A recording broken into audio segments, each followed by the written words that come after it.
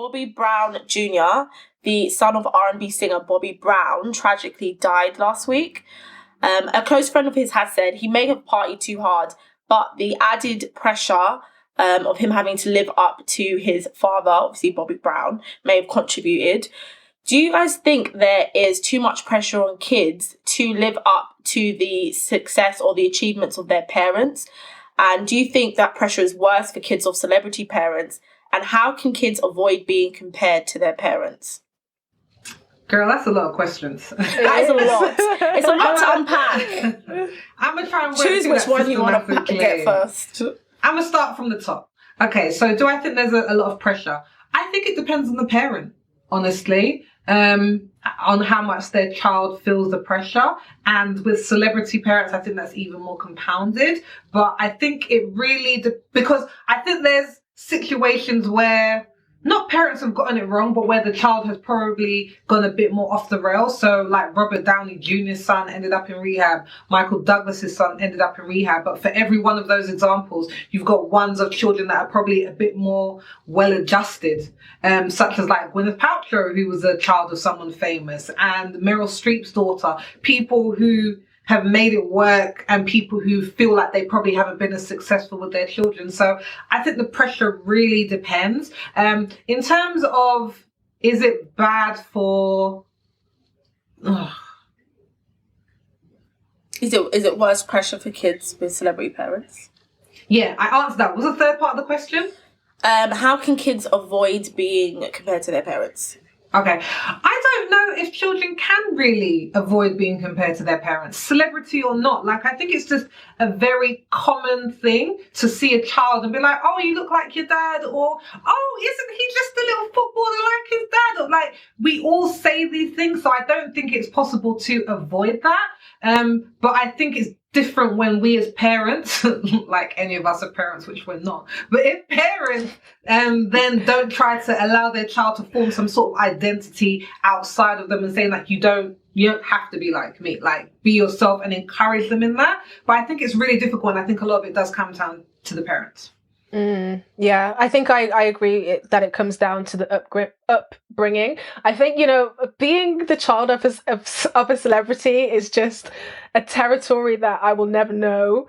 I just cannot imagine how that has changed their lives. I also wonder, actually, because, I've said on the show before that how everyone, when we're growing up, we have that moment where we realize that our parents are just people. And I think for the majority of us, it's very humanizing. But I was thinking that it could be a little bit frustrating if you're the child of a celebrity. Because, as an example, I mean, Lauryn Hill's daughter spoke recently about things that like troubled her in her upbringing from her mom. And so I'm thinking, okay, she's only spoken about this now, and she's a young adult now.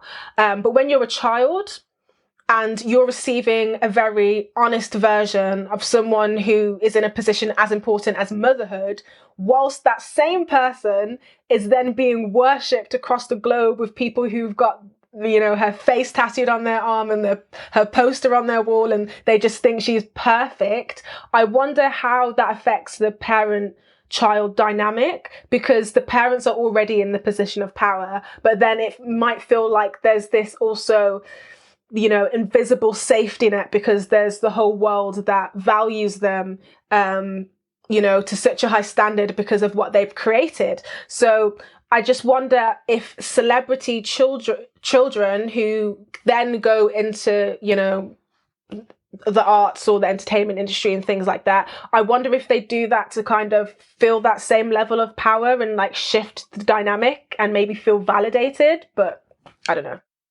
Yeah, I wanted the same thing as well, because sometimes you'll see like the kid of the celebrity parent want to go into the exact field that their parent went in.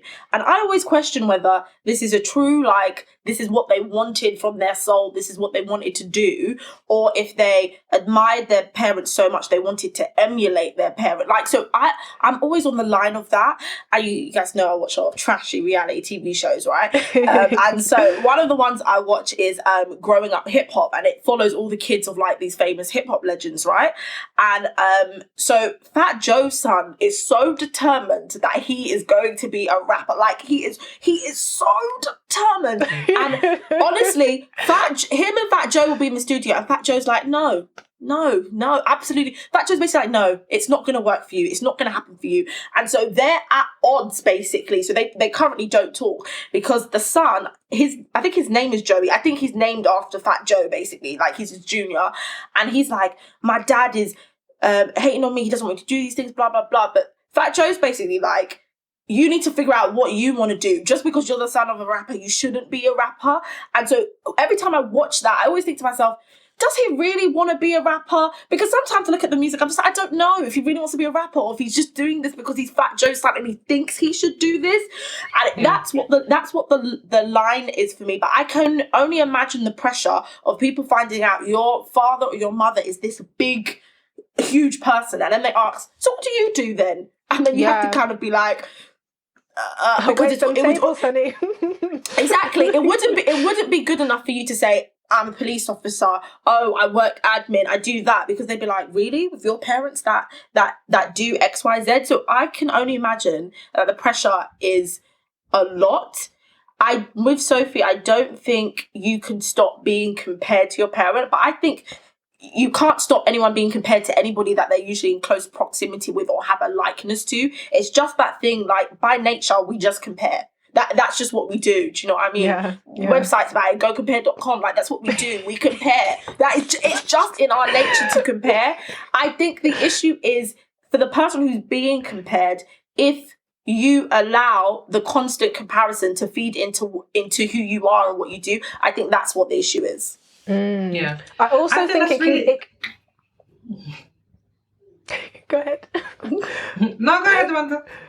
I also think it can go both ways, because I dated someone who was like a super hippie. Like, I'm talking grew the vegetables that we'd eat for dinner in their back garden and things like that. Like, the lowest maintenance person like you'll ever meet. And then the parent was a lot more materialistic. And so I think growing up in that environment, seeing their parent be materialistic and like flashy cars and like want to own businesses and want to have this and that, pushed them in the complete opposite direction. And so I think it can go one of two ways when you're like, because, you know, when you're a child, you think the first person that you look up to is your parents. The first person that gives you a reference of how to be a human being is your mum or dad, or two dads or two mums or guardian or whatever. So I understand why people think like, oh, I admire this person and I want that. And then when it comes to music, when we talk about musicians, the thing that is promoted the most is the lifestyle that they probably don't experience as often as we presume they do. People that maybe want to be rappers, maybe just want to pop 10 bottles in the club and have a couple of chains, but are people as invested in the hard work that goes into it? Because, you know, there's a couple of documentaries on Beyonce and how she creates her performances, and she works so much. I think it was like when she did Homecoming, she stopped. She like went vegan and stopped drinking and was exercising every day. And it's like, are people invested in that side of it? Do people want to go vegan and stop drinking wine? Or do you want to walk the red carpet? So I think, you know, it can go to one of two ways, to be honest. And I was thinking that about an article that I read in Spectator magazine. It was an article online, actually, and it was saying how there's a high percentage of people, famous or not, who follow their family into profession. So there's a higher proportion or more likelihood of the son of a butcher to become a butcher and the son of a doctor to become a doctor. So I think what we see with famous people is just that knock-on effect, because I guess for every child that follows their parent into it, there's probably some other children that we don't even hear of because they didn't follow their parents into it. And I was reading in the Irish Independent as well about some of the reasons why some children might go a bit wild with famous parents, because I think some of the things that we touched on, they were saying your parent is getting much more attention and praise than you are, which I really thought about, because I'm like, that's so true. Usually you see the parents encouraging their child, praising them. But they're like, you're in this unnatural environment where your parent is getting all this praise and attention, and also your barometer for success or what that looks like is going to be very warped, because it's like, well, being successful for my parent is being good looking and earning money and being popular and well liked. And that can put a real shift on what a child's perspective is, and they don't know who to trust because people might be wanting to get closer to their parent. So they have all these various issues that are compounded by the fact that your parent might not take the time out to spend with you because they're trying to maintain their career. And that's not everybody. But for like Michael Douglas and his son, he was saying his son ended up in prison for like drug dealing, but like drug dealing meth. And went to prison for a few years. And Michael Douglas took the responsibility. He was just like, I wasn't around. And I wasn't there. And I wasn't present. And I think this has contributed. So I think it really brings us full circle to what we said as it really is dependent on the parent and the upbringing. I agree. That really made me think. Oh my gosh. Someone's in prison. I was just like, wow. Yeah, I didn't know about that. I want to ask you guys, do you guys feel like you were under pressure to like fulfill a certain path by your parents or to follow in your parents' path? No, not at all. I'm not here being a creative. I have like I'm very thankful that I have like the niche of parents who don't make me feel like this is a bad idea or this is not a real job or things like that. Like the only thing that we were told when we were growing up is that we can do anything and we can be whoever we want to be. Our ideas and our dreams were never squashed. They just always left it up to us to decide what we want to do and put our own work in. So for me, it's like everything that I've achieved, I've created that myself. I've done that from my work. I haven't had like, parents in the industry or any sort of like help. But I have had unconditional support. So yeah. Yeah, I think for me it's a different kind of pressure, and I think it's similar. I think it's to speak to what you said, Sophie, about it depends on the family and the background and how you were raised. Obviously, I'm first generation, right? So I'm being raised by migrant parents. So whether they wanted dreams or achievements, they just, how the world has turned out, they weren't able to do that. So I have a different kind of pressure of being able to achieve and attain things that they were never able to get. And so I'm very mindful of the privilege that I have being in this country at this point of time in history and making sure that I'm getting everything that I should and more because my family weren't able to. So that's what that pressure is, I think, is different. Yeah. I think I probably feel the same way as you, Anissa. Like, I wish I had the parents who were like yours, Luanda, who were like, you can be anything, blah, blah. My parents like, you can be anything, but make sure it's academic. Oh no! My lead, like they never said that, but that was the general consensus, especially from Caribbean parents, British Caribbean parents, because the idea was like that's the way that you make sure that you're successful and that we don't have to worry about you and that you can get on in the world and you can provide for your family. It was always very limited to Caribbean people. It was like doctor, lawyer, banker, teacher, nurse. You'll have a career for life. So when I wanted to do acting and things like that, my dad was just like, what? No.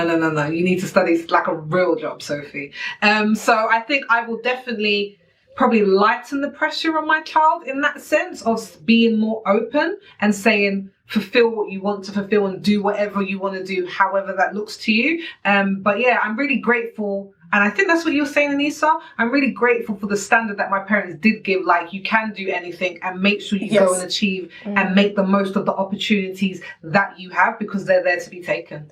You know what, Sophie, now that you've mentioned that, I realise that our freedom does actually come with conditions because growing up, because now that you've talked about I understand it, girl. I understand. It's reminded me, because it is true, because I mean, like, I've always known what I wanted to pursue, and I've actually tried to drop out of school multiple occasions, and my parents were just like, no.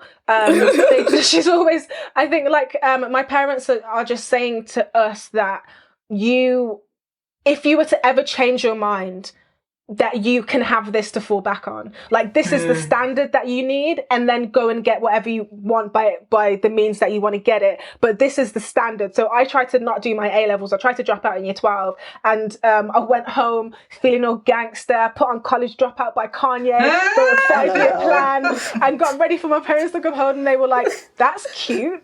Don't see why you can't do all of that and still do your A-levels. So you're going back to school tomorrow. And with, another one of my siblings who is pursuing sport, he's not allowed to do his athletic training unless he goes to school and has his grades to a certain level. So it's like, they are aware of what is necessary, but they also don't want to tell us what we can and can't do, if that makes sense. Yeah, I think also, sense. Just to add, I think maybe you guys are also even slightly confused by my statement. They did not set me any kind of standard. I'm pretty sure if I went home and said, I want to be a ballerina, they would have said, go ahead, girl, you better do what you need to do. Like, it was never a standard, but I think, like, me having a degree, they're happy about that. Like, when they came to my graduation, they're like, raw, like, my daughter's got a degree, blah, blah. Like, they're happy about that. If I didn't want a degree, but I had a good job, they would be happy about that. If I wanted to sell Tic Tacs on the corner, they'd be there to buy the Tic Tacs. I think they're just happy that I can live and have the freedom to express myself. I love that. So maybe it's just my parents that weren't happy with the Tic Tac was a no-go.